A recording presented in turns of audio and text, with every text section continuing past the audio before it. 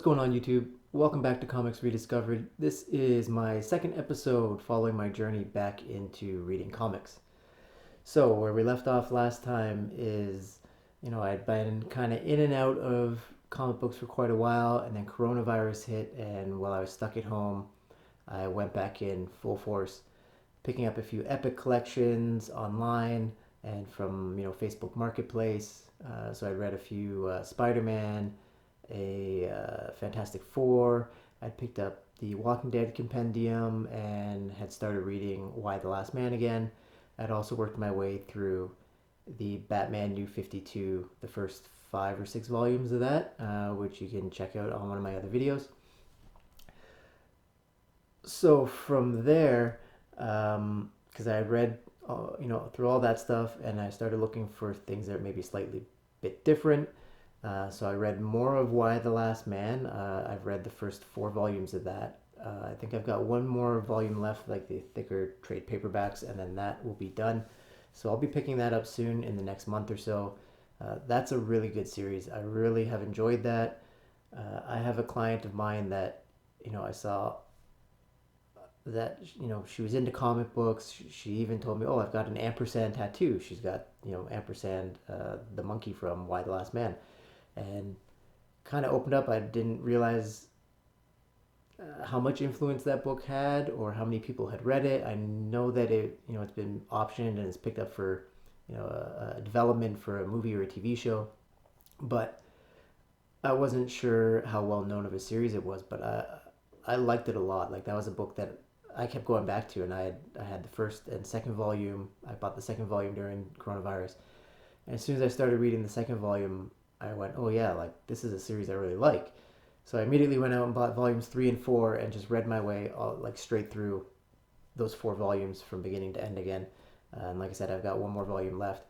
And then I started reaching out to other comic book series. Like, I'm mostly into the Marvel stuff, obviously from my past history reading Spider-Man and X-Men and all that kind of stuff, but also staying in touch with it from the movies.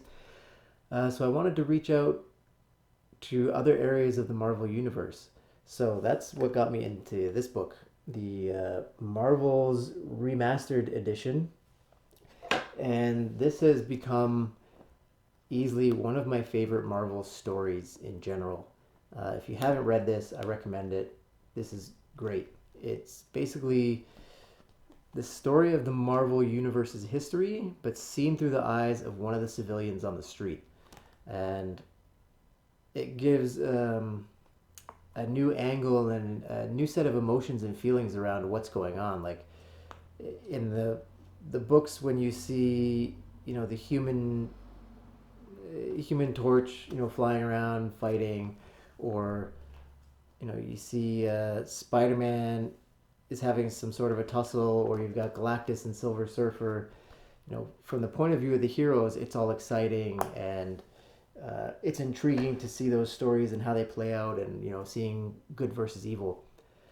But getting the different perspective from somebody on the street, it follows a photographer for one of the major newspapers, starting out, early days with J. Jonah Jameson, and as Jameson kind of moves off into being who he is at the Daily Bugle, this guy stays as a freelance photographer and really develops an admiration for these Marvels, even though generally people are kind of fearful. Like, it shows you from the point of view of the street, like seeing how frantic it would be have one of these fights going. And there's a really different perspective, and opened up kind of my imagination, my eyes a little bit to what else these superhero stories could be about and what they could be. So that was a really cool series. And then I also got into the Spider-Man Life Story series. Short run, it was only six issues, I think, and each issue was a different decade of Spider-Man's life. So in this series, you get to see Spider-Man, starting as a young man in the '60s, and getting his powers and how that feels with the Vietnam War coming up, and feeling like he needs to go and engage in the war, and then follows it right up until the current era, where he's now, he's aging in real time. As each decade, you see a different decade of his life, and taking right up until his old age, where he kind of wants to retire from being a superhero, He's got kids, and they've got superpowers, and they're fighting. I know not everybody liked the series, but I thought it was a really cool take on, you know, again, a different side of the superhero storyline. So that's where I read some of this superhero, like the regular stuff that you would normally see as a kid, like the things that you would be into, and then graduating into more of these adult kind of superhero stories with a different take on them. And again, a series like Why the Last Man, that's totally separate. It's not a superhero story at all. Really great sci-fi fiction. So while I was doing all that stuff, again, that's the point when I started getting into collecting individual issues again. And that happened, basically because there's a few issues, like variant covers that I saw, and they had, kind of cute covers. If you know the artist Scotty Young, he's known for doing these cute covers. And, we've got Pop Funkos. My wife collects Pop Funkos. We have 300 or 400 of them. So I started with a couple variant covers that were variant covers that looked either like Funkos or kind of drawn in that cute kind of style. And then started picking up a few others. At which point, when I picked up Marvels and I picked up a few individual issues,